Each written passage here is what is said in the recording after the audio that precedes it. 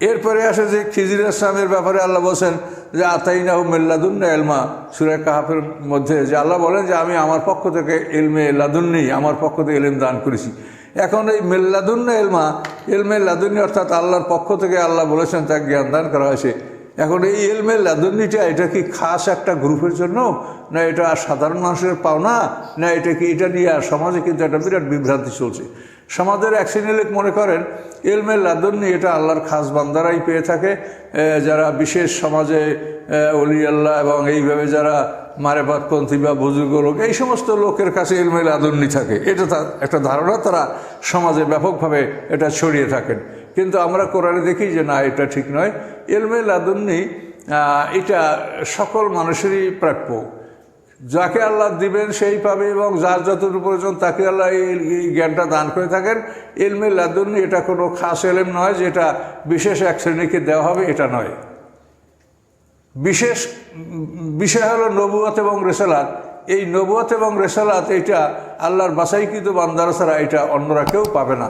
কিন্তু ইলমে লাদুন্নি সম্পর্কে আল্লাহ তাআলা এভাবে কথা কোরআন থেকে বলেন নাই। যেমন দেখেন, রব্বানা লা তুজিগ কুলুবানা বা'দা ইয হাদাইতানা ওয়া হাব লানা মিন লাদুনকা রাহমা ওয়া হাব লানা মিন লাদুনকা। এই লাদুন শব্দটা কোরআনে 7 বার আসছে।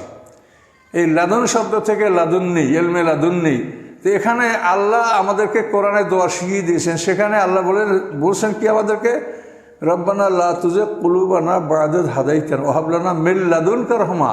আপনার পক্ষ থেকে, মানে রহমতে লাদুন্নি, মানে আপনার পক্ষ থেকে আপনি আমাদেরকে রহমত দান করেন।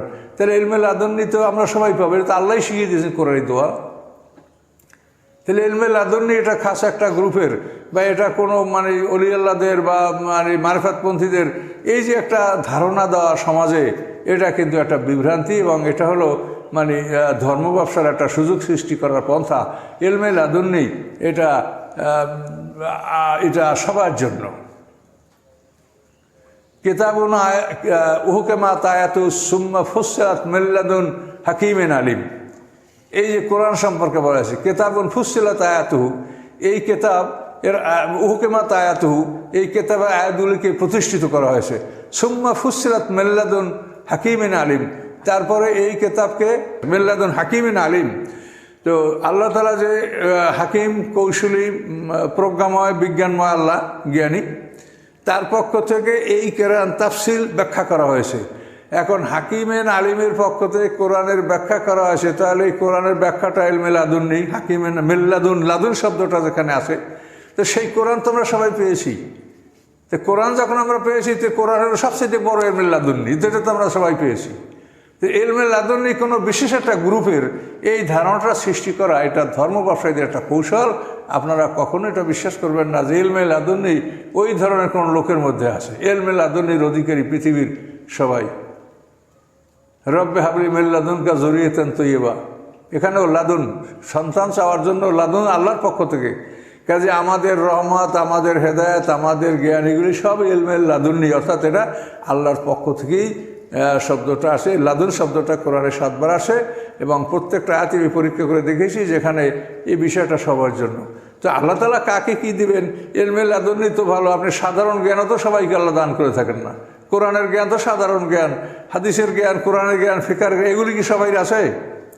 তাহলে ইলমে লাদুন, তাহলে সাধারণ জ্ঞানও তো সবাই অর্জন করে না। কাজে ইলমে লাদুন্নি এটা খাস এলেম না। আপনি এটা প্রথমে বুঝবেন যে এটা এমন একটা বিষয় না যে এটা বিশেষ একটা শ্রেণীতে পাবে, এটা সবার জন্য কমন।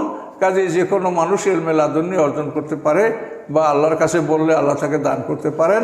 কাজে এজন্য এটাকে একটা বিশেষ শ্রেণীর জন্য বিশেষায়িত করা, খাস করা, এটা মানে কোরআনের ভুল অর্থ হবে, এবং সত্যকে গোপন করাবে, এবং সবাই অধিকার এক শ্রেণীর উপরে চাপানো হবে, সবার অধিকার এক শ্রেণীকে দান করা হবে।